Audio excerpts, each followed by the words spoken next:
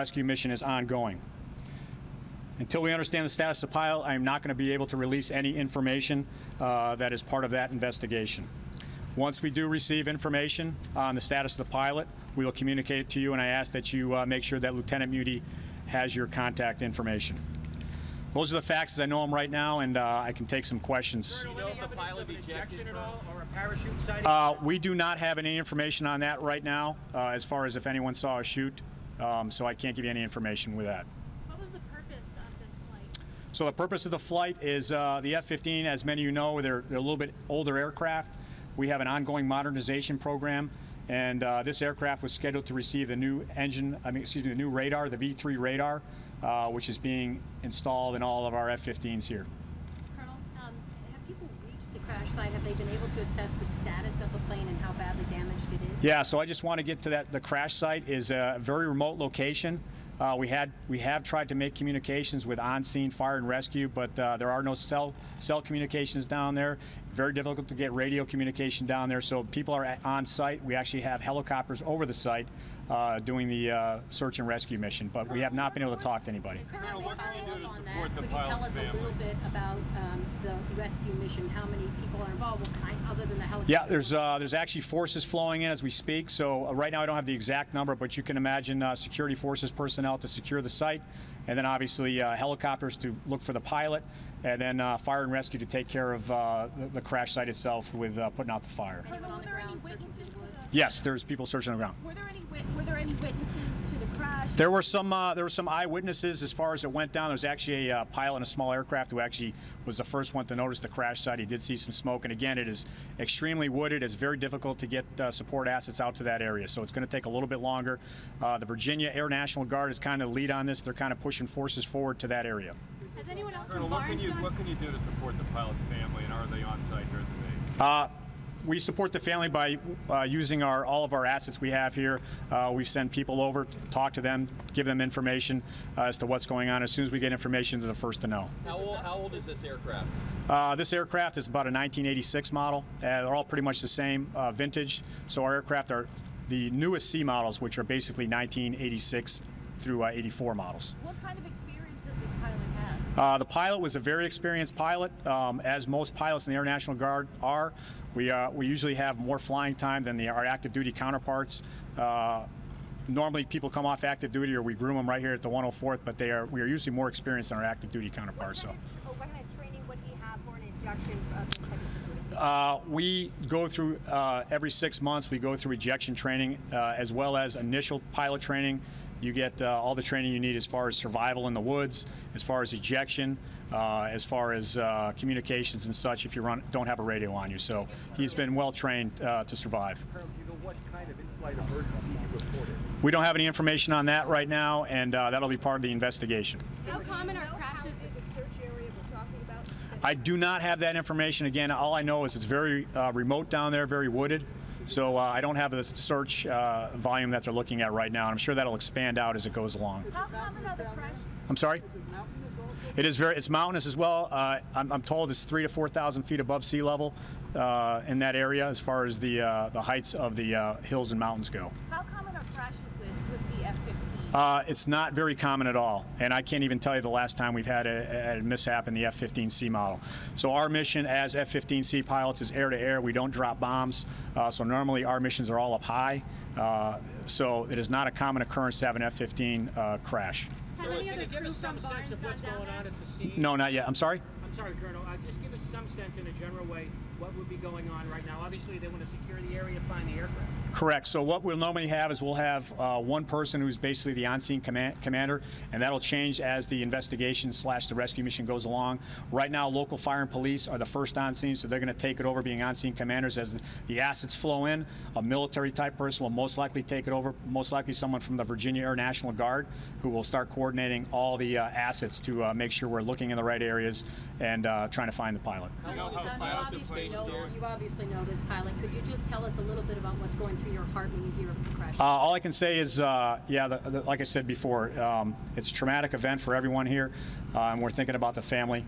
And keep your thoughts and prayers with him, and hopefully we'll get a good outcome. How long has he been stationed here? I don't want to give that information out right now. Do you know how fast the plane was going?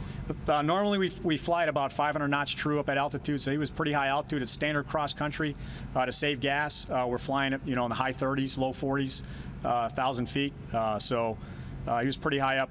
The good thing was that he did have notification something was wrong with the aircraft, and he did make that call to Washington Center. So there's no way the plane could have clipped anything on the ground in the mountains or anything like that? I'm not going to speculate on that, but he was pretty high when he did. He was pretty high when he did report the emergency. What's the protocol in contacting a base after a crash like this happens? We received notification on this one from Washington Center. Actually notified our operations center that they had lost contact with one of our aircraft. And so you all have had no contact with this pilot since then? No, we have not had contact with him, and there's you can speculate on that, but there's a good chance he does not have his radio on him. A normal ejection procedures for over wooded area is to release your survival equipment so you don't get caught up in the trees. So that is a high probability of that possibly happening. When was the last time you heard from him? The last contact we had was 0905 when he was talking to Washington Center. What's the level of frustration for you that there's not communication? Yeah, and again, it's we totally understand the situation down there. It's like I said, it's very remote. There's no cell towers down there, so we're trying to actually flow some resources down there that are comm equipped that we can hopefully start getting more information out. Like what? Is he from Western Massachusetts? I can't give that information out right now, but thank you. The comm equipment? We have these satellite communication radios, satellite communication telephones, etc. So we have a good comm suite on its way.